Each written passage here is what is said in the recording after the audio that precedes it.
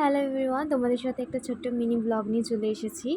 তো আমরা কেমন লাগছে তোমরা অবশ্যই জানাবে। তো আমরা হুটহাট করি সব জায়গায় বেরিয়ে পড়ি। তো সেদিনও বেরিয়ে পড়েছিলাম একটা জায়গায়, যেটা তোমাদের কাছে খুবই কমন। তো কোথায় গেছে সেটা আমি বলছি না, তোমরা লাস্টে দেখতে থাকো, তোমরা জানতেই পারবে আমরা কোথায় গেছিলাম। তো অনেকটা রাত হয়ে গেছিলো, যে ও ওর কাজ করে আর আমি আমার কাজ করে ফিরে মানে কাজ শেষ করে আমরা বেরিয়ে পড়েছিলাম। প্রায় তখন বাজে হয়তো 9টা। তো তোমরা দেখো, আমরা গিয়েছিলাম ভূতনাথ মন্দিরে শ্রাবণ মাসের শেষে। তো সেখানে তোমরা দেখতে পাচ্ছ আমরা প্রচণ্ড লাইন দিয়ে দাঁড়িয়েছিলাম। প্রচণ্ড ভিড় হয়েছিল, যেহেতু লাস্ট সোমবার ছিল, তাই যে প্রচণ্ড প্রচণ্ড পরিমাণে ভিড় ছিল। তো অনেক রাত হয়ে গেছিলো, প্রায় 10:30 11টা বেজে গেছিলো তো আমাদের বাড়ি ফিরতে। তো সেখানে আমরা সমস্ত কিছু নিয়ে, জিনিসপত্র যা যা দরকার হয় ভোলেনাথের জন্য, সমস্ত কিছু নিয়ে দেখ, এখানে আমি এবং আমার হাজব্যান্ড তো যাই বাবা ভোলেনাথ বলেই যাচ্ছে।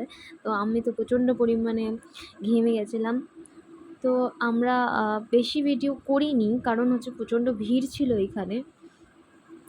তো যার জন্য আমি বেশি ভিডিওটা করতে পারিনি। তো যতটুকু করেছি তোমাদের সাথে শেয়ার করেছি। তো আমরা এই দোকানটা থেকেই সমস্ত জিনিসপত্র নিয়েছিলাম। তোমরাও নিতে পারো সেখানে গিয়ে, খুবই ভালো লোকটা। তারপরেই আমরা সমস্ত কিছু পুজো টুজো দিয়ে আমরা গিয়েছিলাম গঙ্গার ধারে। তো দেখছো কতটা পরিমাণে ভিড় ওখানে, মানে জাস্ট তখন বাজে 10:30, এতটাই ভিড় যেন মনে হচ্ছে রাত 7টা বাজে মনে হয়।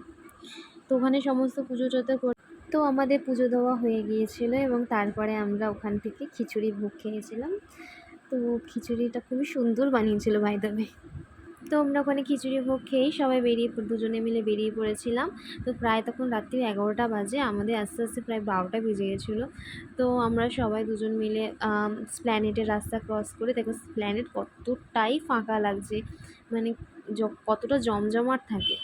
তো এইভাবেই আমি আমার ব্লগটা তোমাদের সাথে শেয়ার করলাম। আর ভালো লাগলে অবশ্যই জানিও কমেন্ট করে। Thank you.